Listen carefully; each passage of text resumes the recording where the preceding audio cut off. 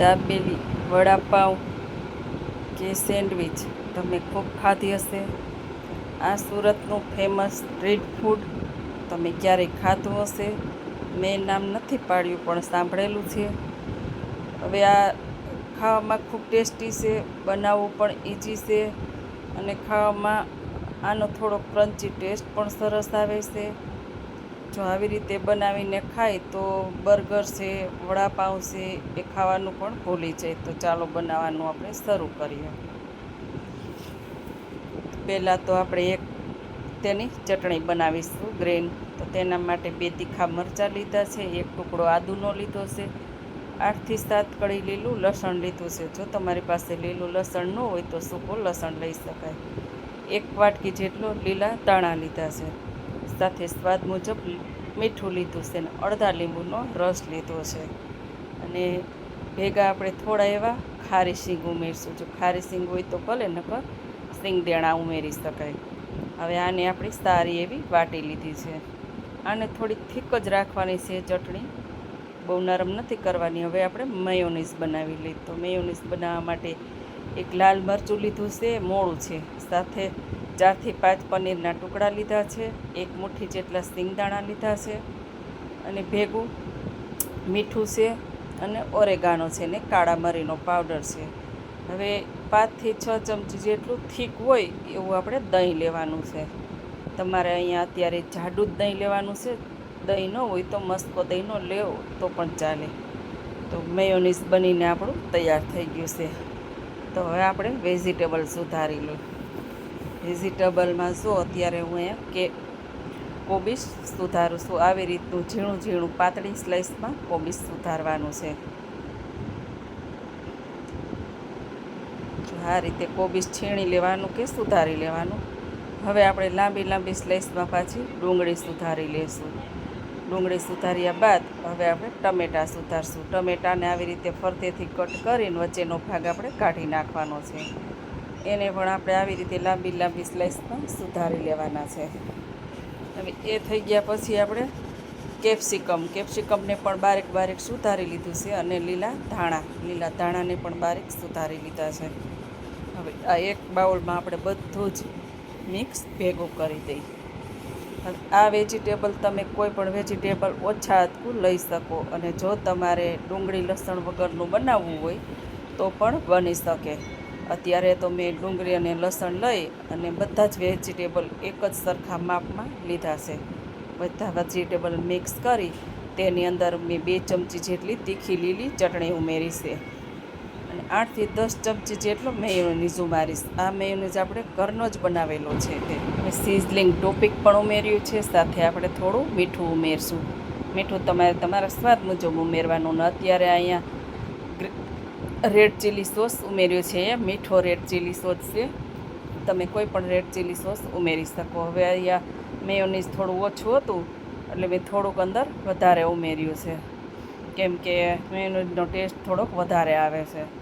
હવે આ આપણું ટોપિક તૈયાર થઈ ગયું છે. તો અત્યારે મેં અહીંયા જે વડાપાઉંના પાઉં કયો કે દાબેલીના પાઉં કયો એ પાઉં આવે એ લીધા છે. તમે કોઈ પણ પાઉં લઈ શકો. તો તમારે બ્રેડમાં બનાવવું હોય તો બ્રેડમાં પણ બનાવી શકો. બ્રેડમાં પણ ખૂબ સરસ લાગે છે. અને હા, સાથે સાથે રોટલીમાં તમારે બનાવવું હોય કે ભાખરીમાં બનાવવું હોય કે પરાઠામાં બનાવવું હોય, કોઈ પણ સાથે બનાવો તો ટેસ્ટ એવો જ આવશે. તો હવે આપણે બંને બાજુની સાઈડ આખા પાઉંની અંદર બટર લગાવી દઈશું અંદર. હવે તેની અંદર આપણે તીખાશ માટે ગ્રીન ચટણી ઉમેરશું. જો બાળકો ખાવાના હોય તો તમારે ઓછી ઉમેરવાની. પછી આપણે ઉમેરશું મેયોનીઝ થોડોક વધારે ઉમેરવાનો, 2 થી 3 ચમચી જેટલો. ટેસ્ટ સારો આવશે. હવે આને બધું મિક્સ કરી દીધું છે. તો હવે આપણે અહીંયા જે સ્ટફિંગ તૈયાર કર્યું છે એ ઉમેરી દઈએ. સ્ટફિંગ તમારે 2 ચમચી ઉમેરવાનું છે અને ચમચી ઉમેરી અને ઉપરથી તમારે થોડું થોડું પ્રેસ કરી દેવાનું કે પાઉં તમે શેકો ત્યારે એ સ્ટફિંગ છે એ તમારું અલગ ન પડે. હવે તેની ઉપર આપણે ભરપૂર માત્રામાં ચીઝ ઉમેરવાનું છે.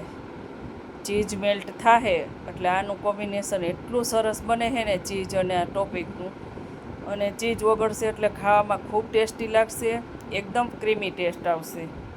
હવે આને આપણે ઉપર થોડું એવું બટર લગાવી દઈએ. બંને પાવમાં ઉપરથી બટર લગાવી દઈએ.